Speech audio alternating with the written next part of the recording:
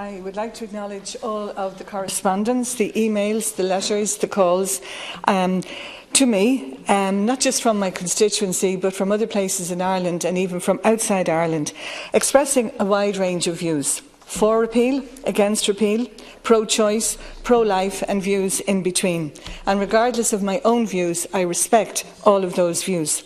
And I do hope that the debate over the next few months will be respectful and dignified. And I must say, Minister, that your speech last night really set the tone for that dignity and respect, and I hope that it continues. Because certainly we have seen times of a lack of respect and a lack of dignity relating to this matter of abortion. And I do know there are very, very strongly held views. There is intense passion and commitment on all sides.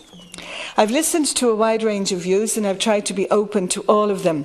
I've listened to women hurt by abortion, women who regretted having an abortion, some who were glad that they didn't go ahead with an abortion, women for whom having an abortion was the right decision for them, and then women who regretted not being able to have an abortion in Ireland. The reality, as we know and as others have pointed out, is that Irish girls and women have had and are having abortions, legally or illegally, using the internet to access medicines or being able to travel to another jurisdiction for an abortion. And of course the irony is that Irish women have the right to travel to have an abortion, but they don't have the right to have that here.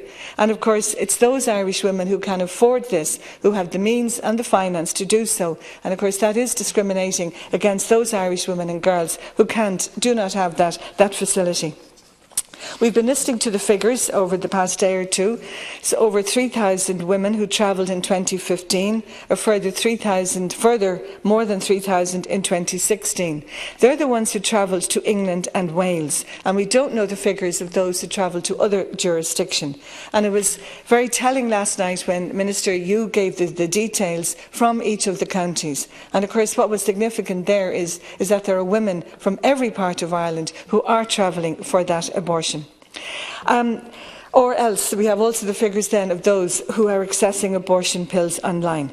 So both of those groups, whether you travel or whether you use the online facility, you're not getting the medical care here in Ireland. And you're not getting best care, first of all, that group who have to travel, because we know difficulties that can happen on that journey. And then those who access pills over the internet, I have a terrible fear of that, not just in this case, but in all cases of accessing pills, because they're unregulated and there's no medical or supervision of those, and there can be consequences because they are being taken without medical supervision. And then, of course, in both cases, if there are complications, there can be a reluctance to seek medical services here or to seek counselling services here, because there are women who have had abortions, have used the pills, who do feel a stigma. So if I look at the Citizens' Assembly first, we gave them a job to do and they did it. And having been a member of the Constitutional Convention, I know the process. I know the round table discussions, the engagement, the respectful listening to a wide range of views, the time for questions, for discussion, the time to reflect before a vote is taken. And I respect that process because I was part of it on that other occasion. Both Citizens' Assembly and Constitutional Convention, the citizen members were chosen professionally with a balance of age and gender, profession, socio-economic background, so they are a good representation. So I believe that those recommendations have to be taken on board in a referendum and for further legislation. Now, I know 87% recommended not to retain Article 43.3.3, 56% to replace or amend it, and 57% to replace it with a constitutional provision authorising the Oireachtas to legislate to address the issues of termination of pregnancy, rights of the unborn, the rights of pregnant women. The current wording has been causing a lot of difficulty for women, but also for the medical profession. Some of the coverage and the articles in the media last weekend on the death of former Attorney General Peter Sutherland highlighted those difficulties and the doubts that he did express at the time of the wording of the referendum. And those doubts were also shared by his successor, and they all related to the unintended legal consequences, the complicated law case situations that we saw, and the medical uncertainty which we know about. Now, we do know that abortions are carried out in Ireland, but the current criminalisation affects the decision-making of doctors and nurses who need to be able to make decisions, clinical or medical, without fear of ending up in prison. And pregnant women do deserve the highest standards in medical care. I did pay particular attention to the views of the medical profession, many of whom have spoken out about how prescriptive and restrictive the current law is and how it has been harmful to women, and also the potential of that 14-year prison sentence hanging over the medical profession. Another group I met and I listened to were those women facing the fatal fetal abnormality pregnancy, and their stress and their pain knowing that their baby had little or no chance of life outside the womb, and of course the additional stress for them, those who made the decision to travel for an abortion. And I also met those women who decided to continue with the pregnancy because they wanted to hold their baby for whatever time that they had, if they had any time. And again, it's both groups deserve the medical care that they need in Ireland. Now, there's a voice that we haven't really been hearing, and that's the role of the father. And I know we're hearing about this as a decision for women and their bodies, but I do think the role of the male has to be taken on board. And I have met and I've heard from fathers who didn't want a termination with their partner, and they were prepared to take on board a baby when that baby was born. And then equally, fathers who wanted a termination, but their partner didn't. So while yes, it is primarily a woman's issue, I do believe there has to be a space for those male voices. I acknowledge the work of the committee, and I also know that there was criticism from some people who felt that there wasn't a thorough investigation of all views. So I believe that a referendum would give the opportunity to all of our citizens to have a say through their voting. We live in a democracy, and the results of the referendum and whatever else follows have to be respected. I want to refer to one of the ancillary recommendations of the committee, and this is the need for education in sexual health and relations, which would include contraception, consent, awareness of one's sexuality would be part of it, also assertiveness and self-esteem, and that comfort for girls and boys also in saying no. And the recommendation is for programmes in our primary and post-primary schools. Now, as a former teacher, I know these programmes. They would have been included in the SPHE programme, but that is very hit and miss. It depends on the school.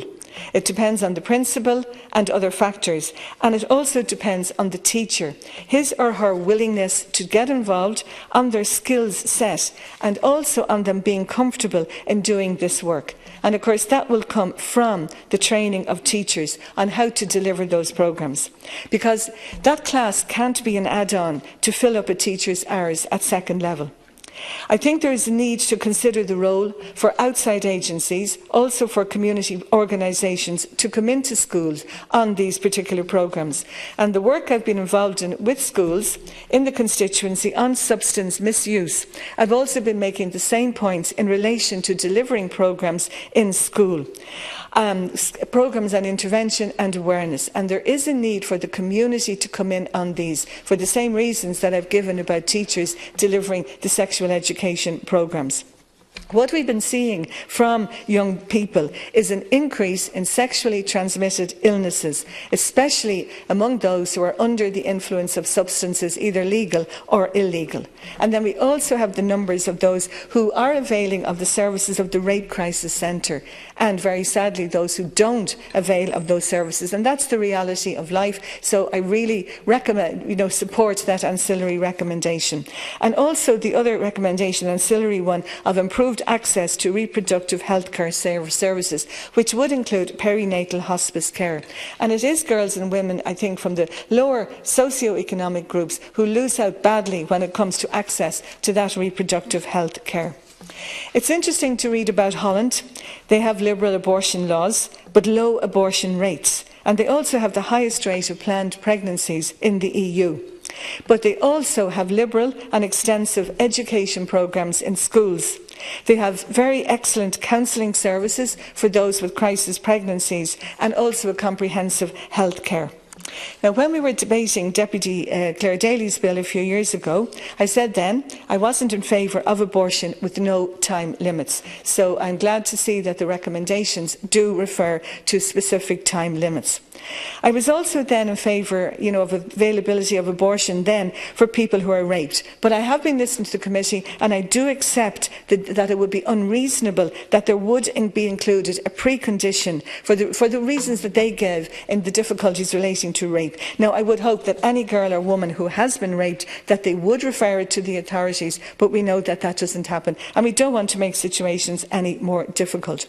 So I think the decision does have to be made between the girl, the woman and her doctor. And one of the medical quote that really summed it up for me was from Dr. Rona Mahoney, the Master of the National Maternity Hospital, when she said, "What we as doctors require is clinical flexibility in order that women and their doctors can make appropriate decisions in the very difficult circumstances that arise from complications in pregnancy."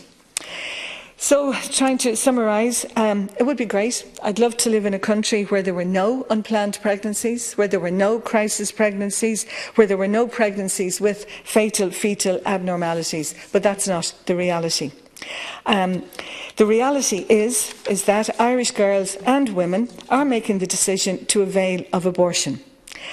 Here in a very limited way, but mainly abroad, travelling to another jurisdiction or through accessing pills. And it doesn't make sense having the right to travel for this, but not being able to avail of it here. Ireland can't leave it to the NHS and private clinics in England and Wales and other jurisdictions to help Irish women who make that decision to have an abortion. Because this has been so divisive and so difficult over the years, there's a part of me that thinks a moratorium on further discussion and debate could be positive. It's, in a sense, so much has been said, but I do think that the public need access to the information that the committee had.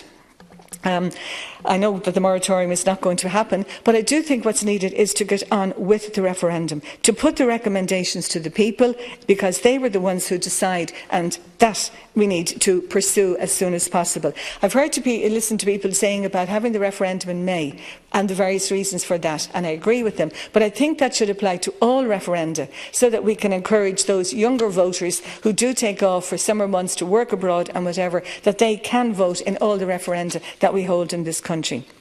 Minister, last night you said that it was a lonely and scary place for those girls and women facing crisis pregnancies, who make the decision to travel for an abortion or who access abortion pills. Well, it's also scary and lonely for those who continue with an unplanned or an unwanted pregnancy. And it's also lonely and scary, particularly for young teenagers who become pregnant.